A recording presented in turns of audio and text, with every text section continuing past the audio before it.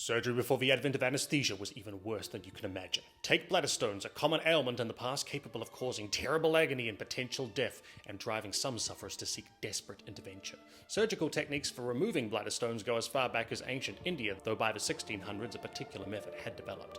After fully restraining the patient, the surgeon would locate the stone with a metal wand inserted through the urethra and into the bladder to determine the type of incision which would then be made through the perineum, taint, from which the stone could then be removed. When everything went to plan, a skilled surgeon could perform the entire operation in 5 minutes, as was the case of the famous diarist Samuel Pepys in 1658, who had a 1.5-inch stone removed without suffering post-surgical complications or infection. But even this best-case scenario left him bedridden for a month. However, there were many ghastly accounts of surgeons twizzling around and screaming patients for up to an hour trying to find the stone or having difficulty removing it, often killing them in the process. In one such London case from early 1823, a surgeon then operating in a literal theatre surrounded by medical colleagues made such a hideously protracted botch of a surgery that the audience began booing and jeering, eventually intervening, while the traumatized patient predictably died.